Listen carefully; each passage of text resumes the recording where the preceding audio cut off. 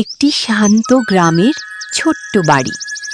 উঠানের পাশে ছিল একটি বড় সুন্দর লিচু গাছ। সেই ছোট্ট বাড়িতে থাকত একটি মা পাখি আর তার দুই ছোট্ট বাচ্চা। মা পাখির নাম মায়া, বড় বাচ্চা টুকু, আর ছোট্ট দুষ্টু বাচ্চাটির নাম পিকু। প্রতিদিন সকালে মা পাখি দুই বাচ্চাকে নিয়ে উঠানের উপর দিয়ে উড়ে উড়ে ঘুরত। টুকু খুব চঞ্চল ছিল আর পিকু ছিল একটু ভয় পেত।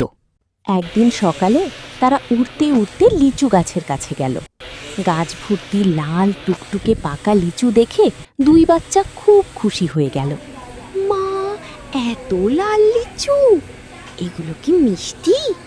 তারপরে পিকু লিচু খাওয়া শুরু করলো।